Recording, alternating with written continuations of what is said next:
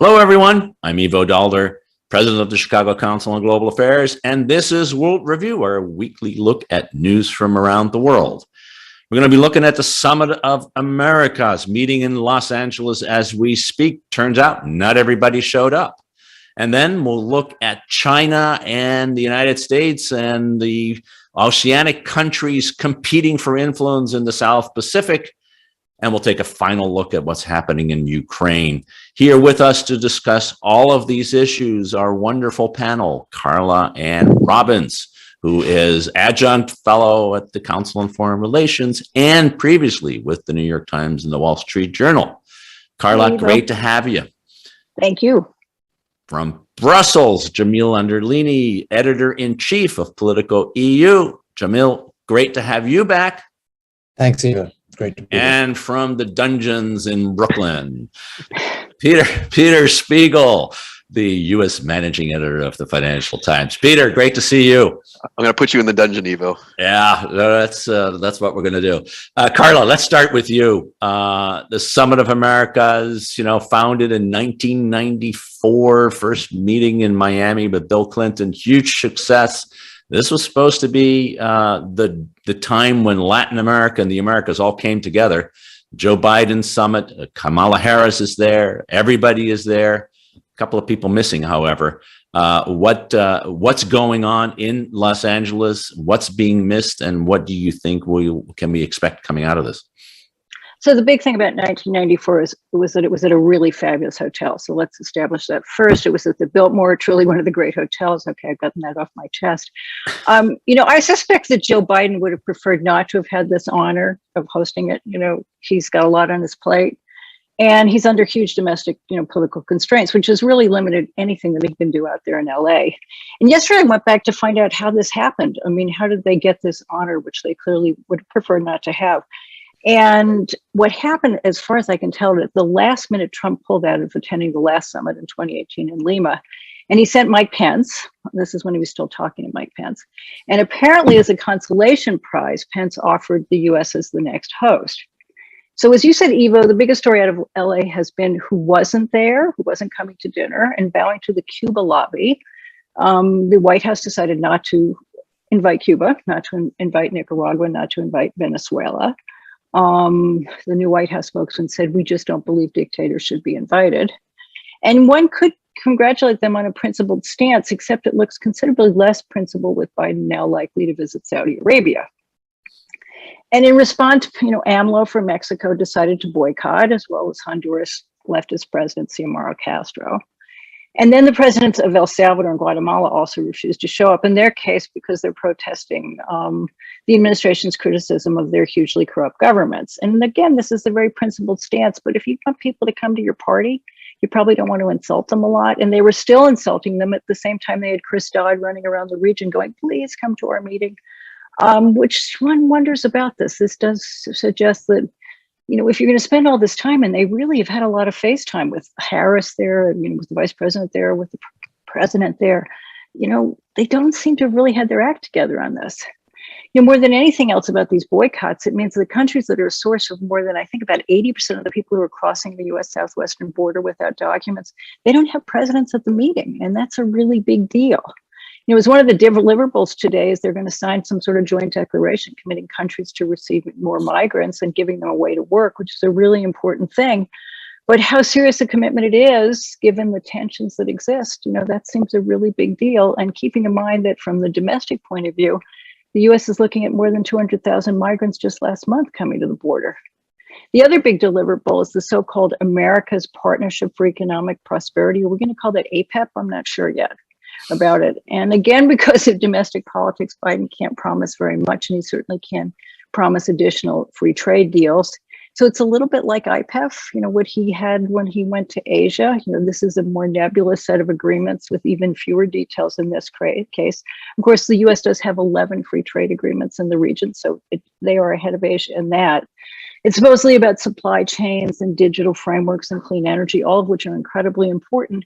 But what countries really want is they want a lot more economic help. They want a lot more free trade access. And Biden, because of domestic constraints, can't deliver on that. So is this a dud? I mean, certainly the coverage is saying it's a dud, and I don't want to end on a complete downer here. I'm hoping that the leaders who came had a chance when they went back to their hotel room to watch the hearings last night. I suspect that when they, think about January 6th, it looks all too familiar to them in Latin America. And the clarity and honesty of last night's hearing should be a reminder of what democracy can do, even when it's struggling. And even if only one party is participating, they at least tried to get to the truth. So the US, at least I, last night, was feeling less concerned about how this is something of a nothing burger summit, because at least there was a certain sense that the US can still lead, or at least can show that a struggling democracy can try to get past its struggles. Boy, that's a nice way to try to be uplifting. January 6th becomes part of your uplifting, but I take your point, Carla. I woke up in a reasonably good mood because of last night. Well, Liz Cheney was, I must say, she was extraordinary. That was quite something. Yeah. Hey, Carla, can I jump in here? I mean, you've rightfully pointed out the sort of domestic constraints on Biden, particularly with border, with Florida politics and all that kind of stuff. I wonder if you could sort of look at the other direction, though, because there is a lot of sort of, for lack of a better word, domestic politics in Latin America that seems to be going on as well here, where, I mean, again, it's these snapshots you have in your brain sometimes. You had sort of this sense that, when there was the Maduro sort of Juan Guaido fight in Venezuela, you had a bit of a moment where it felt like all of Latin America was uniting for the first time ever, left and right, these left and right divisions that sort of bedeviled Latin America for decades. Sort of, it didn't really matter that much. Here we are, 3-4 years later, and you have the same old, AMLO on the left and the Colombians on the right, and this old school sort of divisions beginning to build up again. And we obviously have big elections coming up in Brazil with Bolsonaro against Lula, again, left, right. I'm just curious whether, what happened to that, oh my gosh, we're going in the right direction in Latin America, where we're sort of gotten beyond Cold War, left, right things to now we're back in a place where it seems like, it's Cuba, it's Venezuela, it's sort of like old stories from the 60s again that have sort of haunted us now in Latin American policy. Is something click that is made things so wrong on the last 2, 3, 4 years? Listen, I don't think that this had to be a left-right division at this summit. First of all, the host, I suppose, sends out the invitations. They didn't have to not invite these leaders.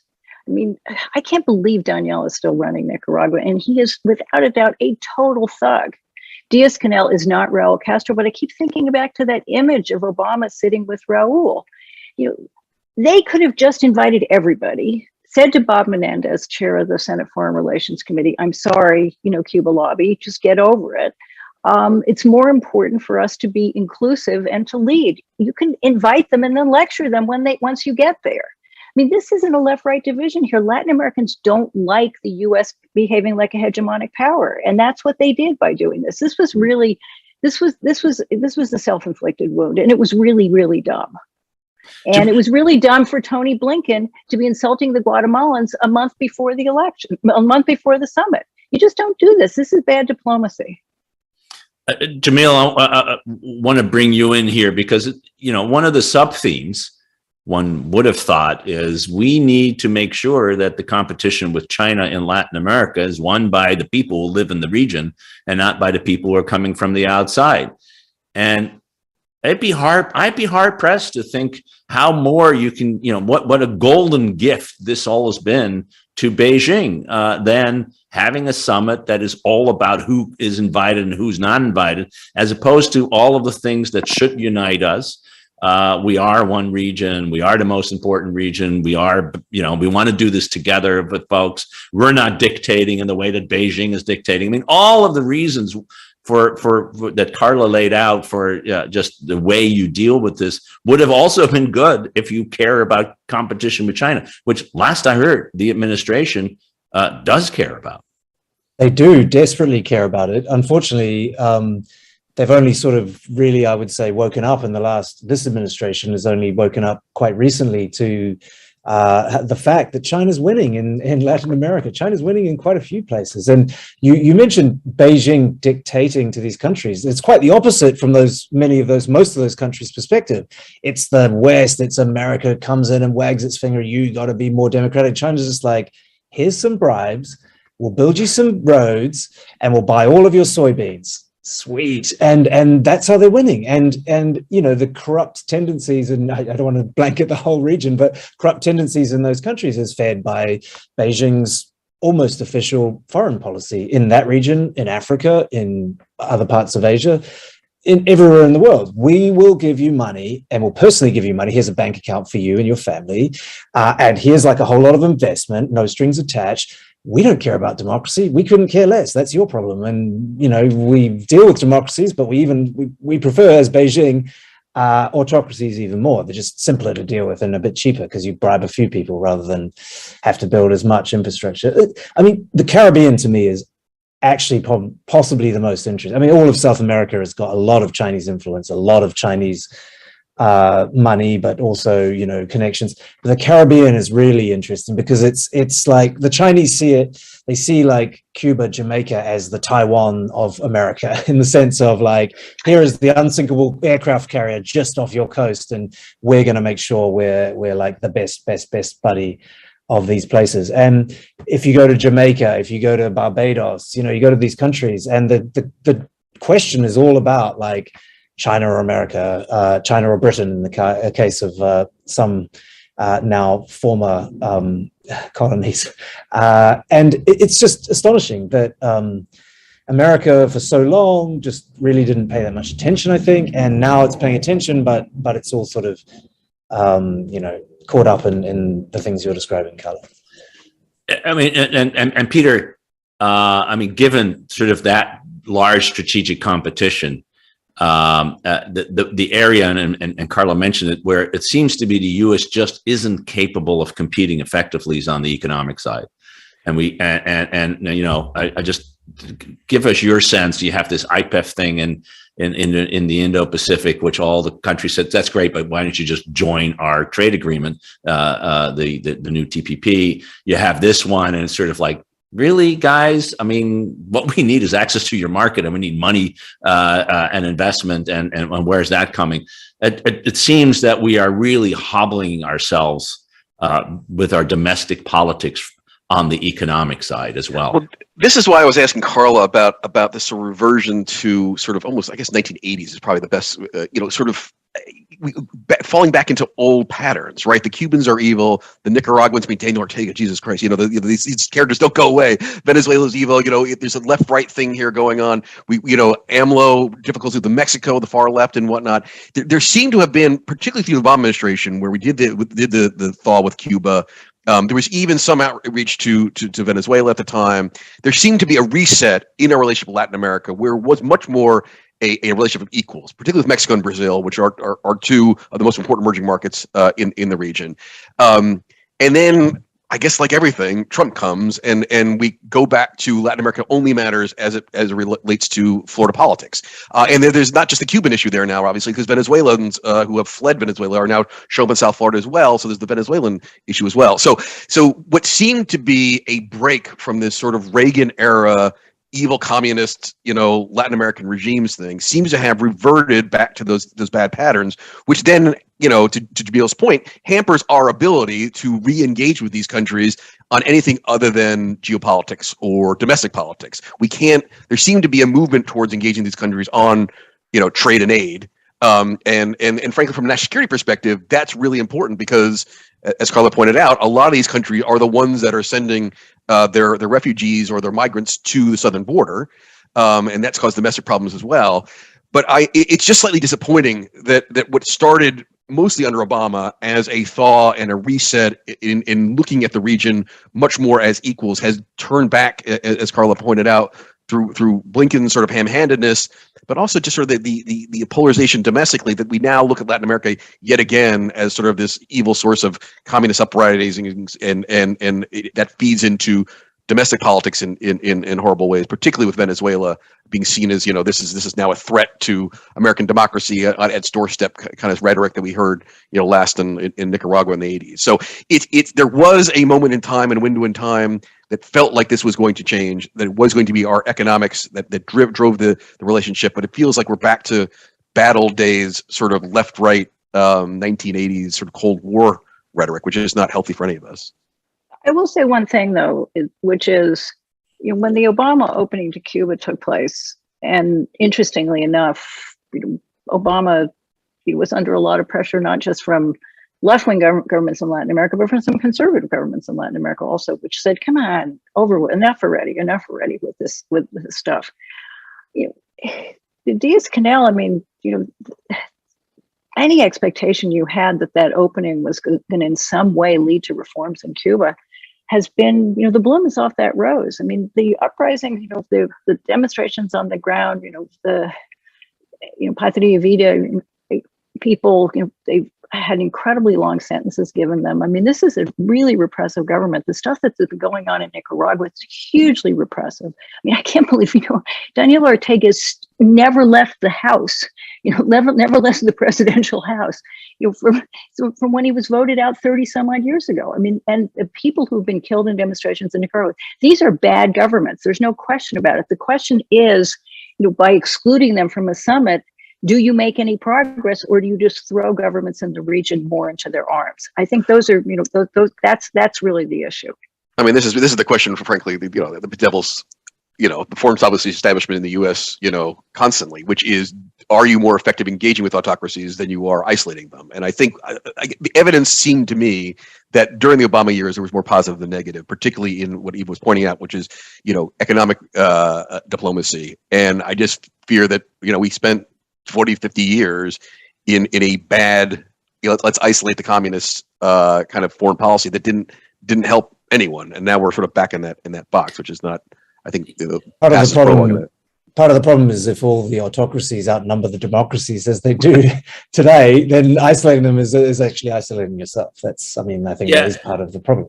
And I think that's exactly right. And it strikes me that, if you look at this, as I think the administration looks at it, as all of us are increasingly look at it, as a real competition between China and the United States. The question is, our advantage is we have strong allies and they don't. They only have clients. And so the way you engage... Vessels. They have vessels. Vessels. Okay, vessel. Yeah. Vassals. With vassals. Right. The editor comes in here, right there, which is great.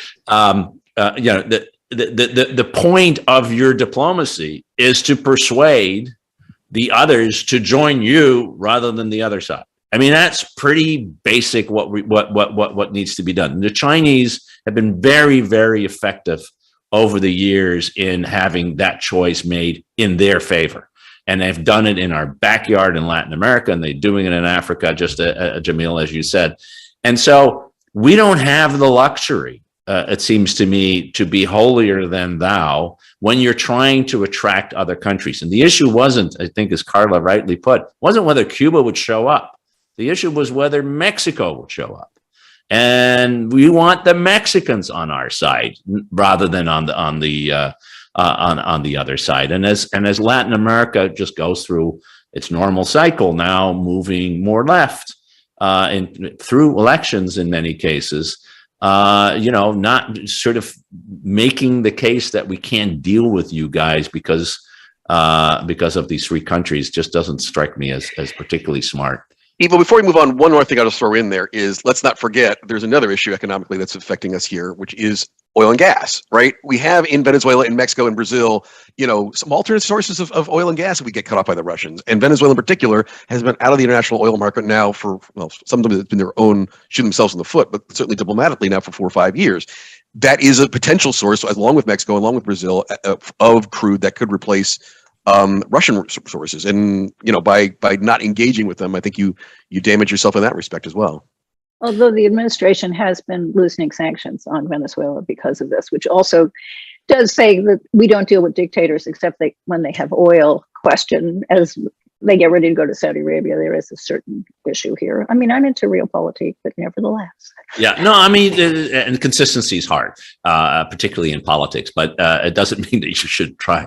I mean, Jamil, let's go to another theater where really the same game is being played out. The South Pacific, a part of the world well. And the Chinese are attempting to establish not just economic relations, but they have for many years, but potentially security or even military partnership with this vast swath of South Pacific islands, And it looks like the U.S. is waking up to this belatedly. But bring us up to date about what has been happening in the last few weeks, and yeah, really, it's been the last few weeks in the South Pacific, and how we should think about this. Yeah, well, I mean, it started. It was the Solomon Islands. There was this security arrangement agreement that was made. That was a couple of months ago. That really caught the West by surprise. And then in the last week or two, the Chinese foreign minister has done a victory lap, almost a tour through these 8 Pacific nations. And really, the Australians have been completely scrambling the New Zealanders. The thing about the Pacific, it might. I remember there's a famous quote that New Zealand is a dagger pointed at the heart of Antarctica, right? So as to illustrate just how kind of strategically. We used to say that about Latin America. Latin America. We say it about New Zealand too.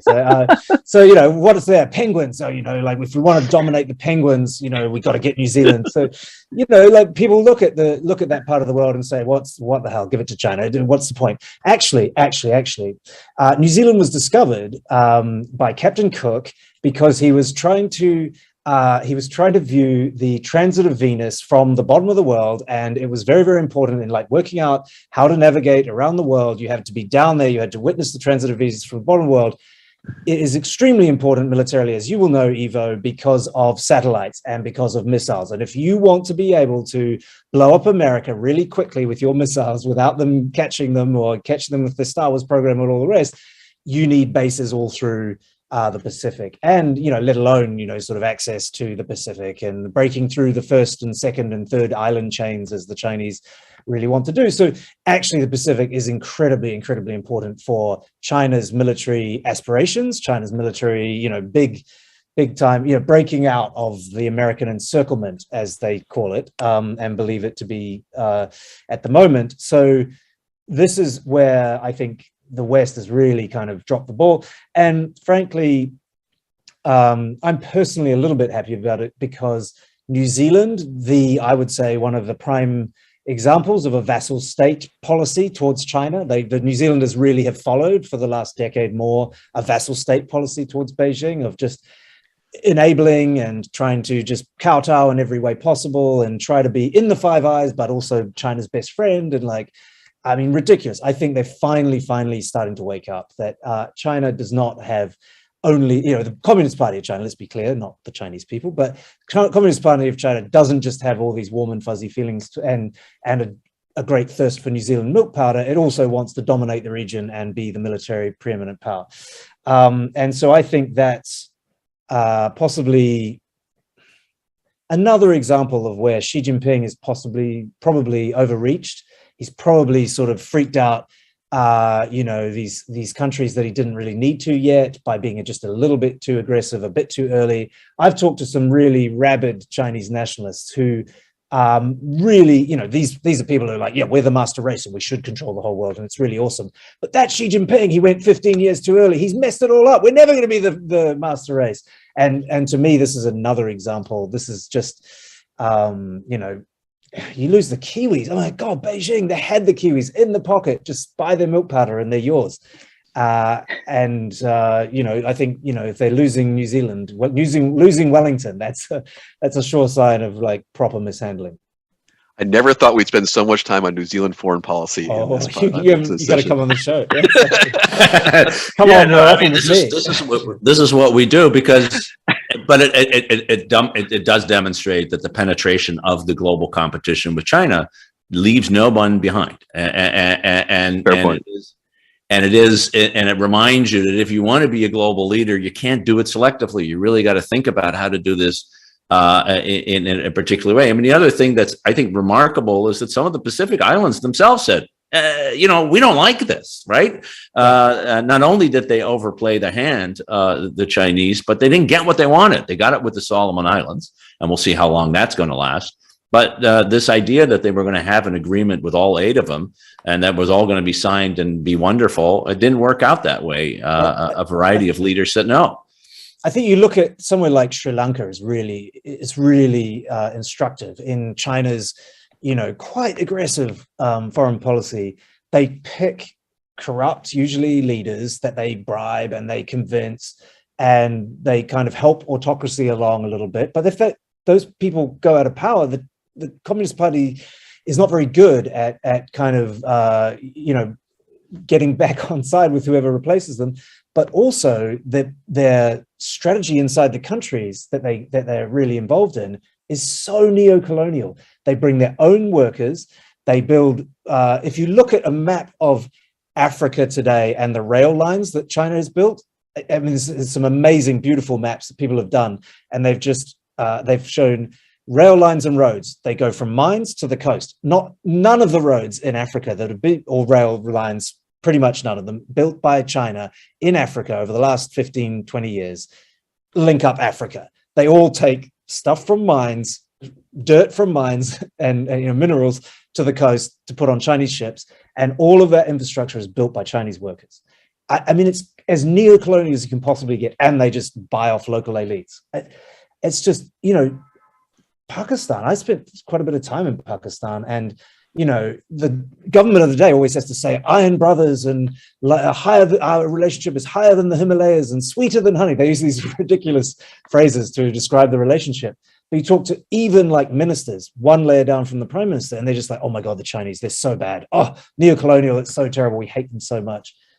It's just, even the places that are their closest sort of partners or clients, there's like real pushback. And I think, again, it's part of this overreach that I would argue is. Hey, Jamil, can I ask, because you opened your sayings about how sort of the US and the West kind of missed this. And I know it's a bit probably impossible to know, but to what extent do you think that the US in particular, but also Europe, is having a hard time sort of walking and chewing gum at the same time? And that we're although the Biden administration has been its first full year basically obsessing about China, they've been distracted for the last 3-4 months, and they've been, all Ukraine all the time. Is there a sense that, and obviously we had Biden show up in Japan and South Korea to sort of say, hey, we haven't forgotten you, but you do get a sense in Washington a little bit that having obsessed about China for so long, that they're having a hard time refocusing now that they've been working the Ukraine issue for so long. Is that perhaps a contributor? Or?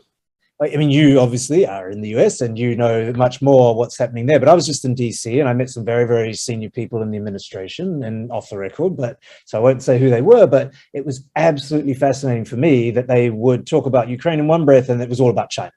Actually, they're still completely obsessed. So, I mean, I was asking, again, very, very senior person, I was saying, well, what about, why did you say you're not going to go into Ukraine? Do you think you maybe encouraged Putin to go in by just drawing that line and saying, and the immediate answer was, no, it's all about China.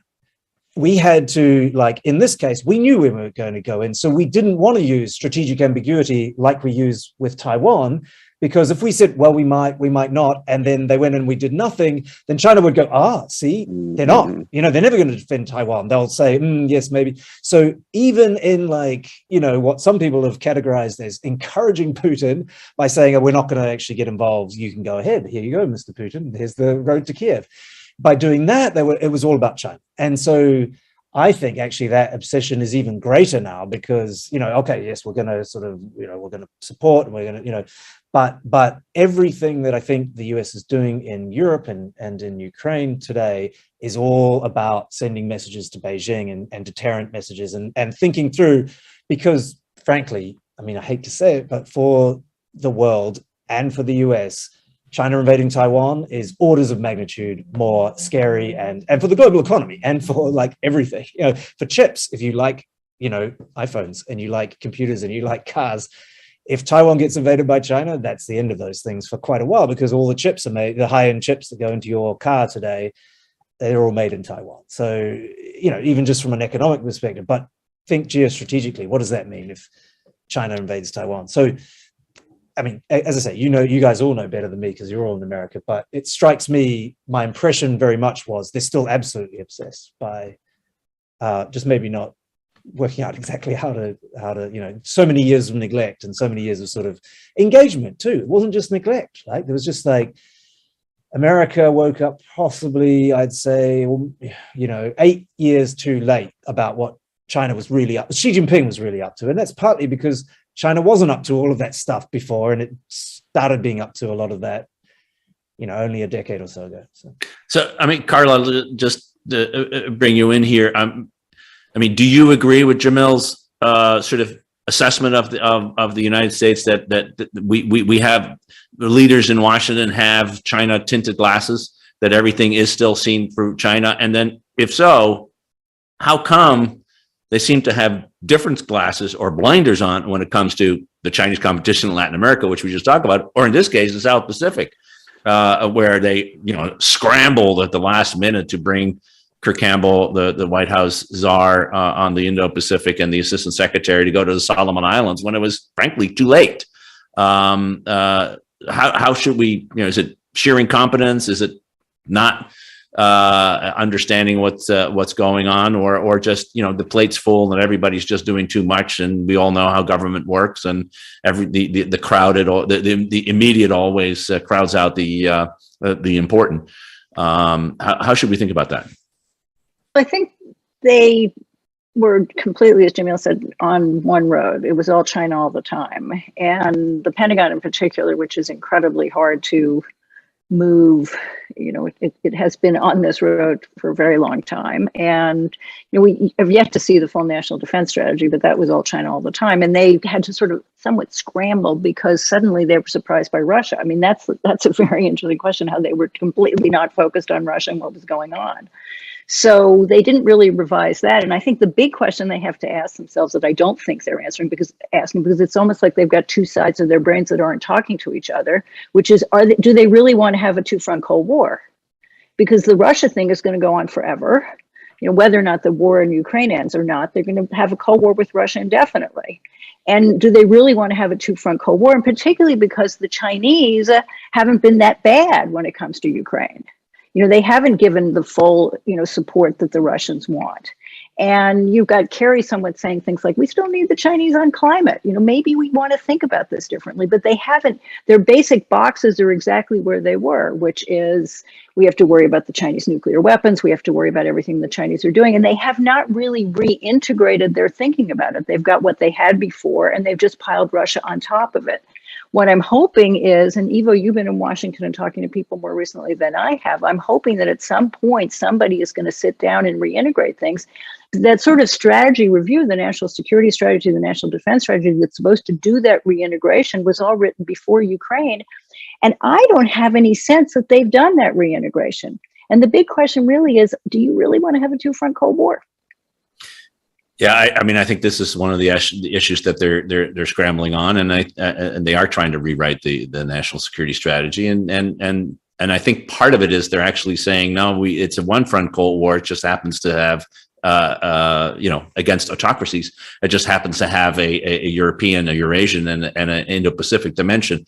But if that's how you look at it, you need to think about, okay, so where are we going to compete and where are we not going to compete? And right now we're being outcompeted, not in Europe, but certainly in the Pacific. And that may change too. But that's sort of crazy to us, because it was really easy to somewhat easy to do that in the Cold War, because the Chinese were reasonably quiescent. I mean, now, when you have a really powerful China, even on something like nuclear weapons, in which the Chinese have decided to compete on nuclear weapons, you want to have a single front Cold War. It's a pretty big front. Yeah, no doubt about it. That's certainly the challenge. I was just in Berlin, and there was a very interesting proposal that was floating around again, meeting with top politicians and colleagues, and it was very interesting. A proposal that was floated, which was, let's be planning for a post-Putin Russia, and let's make sure that we do a reverse Nixon in China. Let's make sure that we get Russia on side against China, which is, frankly, it is in the national kind of character a little bit. I mean, if you talk to Russia, they all look West and they all think of themselves as Europeans. And, going back to the Mongol hordes and the golden Khanate and Genghis Khan, there's like this deep fear and loathing of the East and the Asian hordes. I mean, they really talk like that, actually, when you go to Moscow. And I just, it's a very interesting idea. I don't know if it's ever could be something that could ever be pulled off, but at least in some German circles, they're saying, like, China's the big threat. Let's wait Putin out or help help him off, shuffle off his mortal coil, and then let's like co-opt the Russians and give them, nice peace terms perhaps, and then like blame it all on Putin, and then let's form a front against China. It's an interesting idea, at least. So it's a good transition to sort of our last topic on Ukraine, because I think one of the challenges about Ukraine is that Europe and the United States are looking, their Russia policy seems to be a Ukraine policy. That is, Ukraine's going to beat the Russians, or we need to get rid of the Ukrainian issue so we can finally go back and negotiate with Putin, which seems to be the French kind of view. I'm characterizing a little too strong, and some, at least in the United States, say no, we got to make sure that Ukraine beats the Russians and beats them so bad they'll never come back. In the meantime, the question is, what's our Russia policy? And I think Jamil's point about do we do a reverse China is one of those things. How should we think about it? So Peter, bring us up to date. Where are we on the Ukraine conflict, and how should we think about this? Well, this is exactly the topic I wanted to talk about, because I do think we're suddenly, having spent the last 100 days as a unified West, starting to see these cracks on these exact questions you raised. I mean, the war itself, tragically has become a war of attrition. Zelensky is making the rounds and telling everyone that we're losing 100, 200, 300 soldiers a day in the Donbass. The Russians aren't making any progress. It's like Stalingrad all over again. And so the war itself has become a horrible meat grinder. And the U.S. and the Brits and some other European allies have started sending more and more advanced weaponry, which Zelensky has asked for. It's obviously going to help the Ukrainians, but again, it only adds to the sense that we are going to be punching each other for the foreseeable future. So the war itself has become a bit of a stalemate. We have the issue, which I don't want to spend too much time on, but I think it's going to start rising in the level of the agenda, which is this food crisis. There is grain sitting in Ukraine that the world needs, and we're starting to see grain riots on the horizon. The Russians and the Ukrainians are fighting over, should we use Mariupol as a place to offload them? Should we use Odessa? We offload them. Should the Turks be the ones that provide security for the ships that come in and out? From the FT perspective, things like, is there an insurer who's going to insure these ships? Because that's also got, so who's going to pay for this? Are there way to get around sanctions? So there's other commercial interests. So I think the food story is interesting to watch as well. But I do think, Ivo and Jamil, the points that you were raising here is actually, I think, where I get the most nervous, because you're suddenly seeing cracks in the facade. We have a NATO summit coming up in 2 or 3 weeks, where we thought we're going to be welcoming in the Swedes and the Finns with a map and a quick extension process. The Turks have put up their hand up and said we don't want to do that. They're causing difficulties as they are in other fora. So this NATO summit, which was supposed to be a sign of unity, may not be anymore. Ivo, you mentioned the Macron comments, which has angered not only the Eastern Europeans, but some people in Washington. Why are you talking about saving face for Putin at this point? We were trying to beat him. I mean, the messaging out of Washington was all about strategic defeat. And suddenly Macron, now having fended off Marine Le Pen, suddenly feels his need to sort of play the middleman again. Jamil also talked about the Germans also slightly trying to think about what their Russia policy is and whether there is a something other than defeating Putin that can be done. And then Viktor Orban, who is just being Viktor Orban. I mean, the EU almost did not get through its oil sanctions because Viktor Orban wanted to make sure that the head of the Russian Orthodox Church was included in sanctions. And so there's a lot of little data points here that makes me very nervous that we've hit the point where we've been patting ourselves on the back about Western unity for a long time now. And frankly, it has surprised, I think, myself and I think a lot of us on this show, in that not only have the governments been unified, but our voters have been unified. I mean, the extent to which there has been very little partisan disagreement in any of the Western democracies over backing Ukraine to the hilt has been incredibly heartening.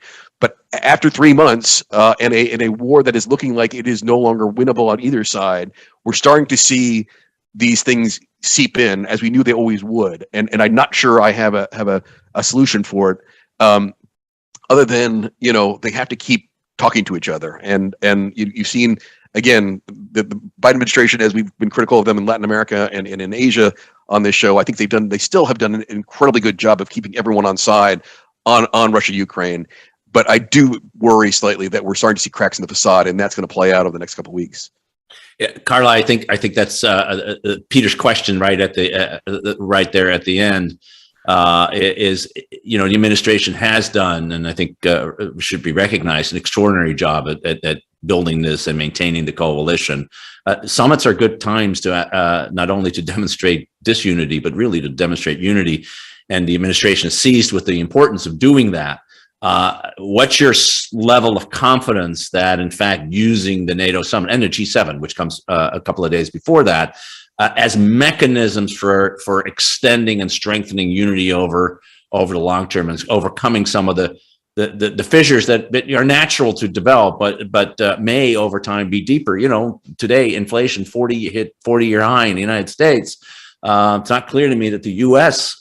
Political system is going to be there for the long term. So how does Biden deal with that? He's done it successfully up to this point. Is he going to be able to do it for a bit longer as well? Well, they're certainly concerned about it. I mean, that's, you had that op-ed in the New York Times. They don't send out an op-ed like that if they're not worried about it, and that they want to pitch it. I think on this, on the bandwidth, I think, as you say, Ivo, they've done a really good job about it. And I have to assume that this is what they're spending their energy on. They're spending their energy diplomatically, internationally. How many phone calls, went to Macron after that statement? I would love to know. And at least they have, Johnson has survived. How long he will have survived. But Johnson seems to be in their camp on this. So they will keep, they'll keep on keeping on. I think they got to worry about the Germans, certainly. But Congress, will they be able to go back for another 40 billion? Absolutely not. But they thought they bought themselves some time with it. And you hear Zelensky, and you certainly hear the people around him asking, we need more, we need more. And that's one of the reasons I suspect why you're getting all those stories out of the Pentagon saying they haven't even begun to digest what they have. So they're basically saying to the Ukrainians, don't ask for more for right now. So I think this is probably all of their diplomatic energy, which is why they're not paying attention to anything else, is basically focused on keeping that alliance together. Jamil, you just were in DC, and of course you're in Brussels. Where are you? Are you worried about the West starting to split? Watching the EU do stuff as Peter and everyone else knows is it's like watching sausage being made. It's not nice, but it tastes pretty good. And the sixth sanction package, it took a while, but boy, it's a big package that came out. And an important one. 90% of the oil will no longer flow by the end of this year from Russia to Europe. That's a big deal. So how do you assess it in the couple of minutes we got left? Yeah, I don't think we're going to see a seventh package for quite a long time. And the debate over oil, was a big thing, and it is a big deal that they're going to cut off 90% of the Russian oil to Europe by the end of the year.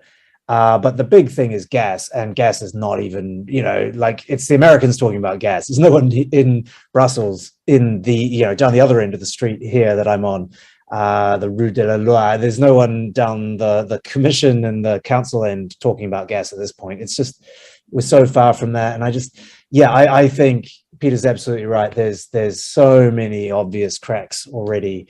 There's cracks between the French and everyone else, and there's always cracks between the French and everyone else, but there's the Germans have got, they're getting mushy again. It was very interesting, again, just in Berlin, and they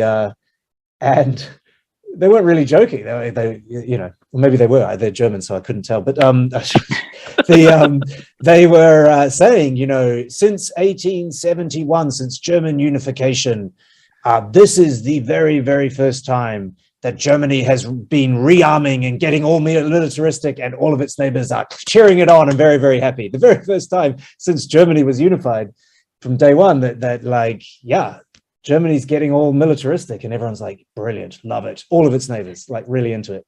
So, but, they're not, it's still early stages. They've announced 100 billion. It just got passed by the Bundestag a week ago, right? The parliament just passed this, and now but 82.34% voting in favor of it, right? And so it was a huge win for Olaf Scholz. I mean, it was a bit of a risk for him, frankly, and it was a huge win for him and very gratifying, but we're still a long way from Germany, really being the sort of certainly military powerhouse in Europe, and we're a long way from them really getting involved in Ukraine, actually. And the talk is still like, well, we need to talk. It's still very, and then of course, you mentioned Orban, you mentioned Hungary, you mentioned even between Poland and Hungary, there was sort of a moment of kind of friendliness and maybe unity. I mean, we just had a piece about Bulgaria. I mean, in Bulgaria, most people are like on Russia's side.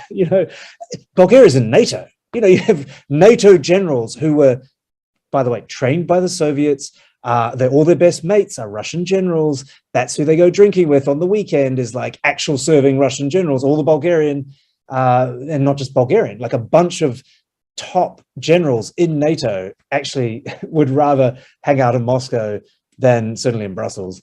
I can understand actually why, but then you get this real sympathy amongst Europeans on the eastern flank who really think that Russia's in the right, let alone the rest of the world. I mean, talk to South Africans, talk to Indians, talk to people in other places. They're like, well, it's NATO's fault. Of course, it's American imperialism. And so I think, it's not just, there are cracks in the West, but not just the West. It's like the rest of the world in the West is not seeing eye to eye on this too. So I think, well, if the cracks appear, we will be back here next week to talk about the cracks or not, the bridges across the crevices in the alliance in the response to the rest of the world. I want to thank Peter Spiegel, Jamil Anderlini, and Carla Robbins for their incredible insight. Great conversation. We'll be back next week for another edition of World Review. And for all of those watching, please continue to do so and have a great weekend. Bye-bye.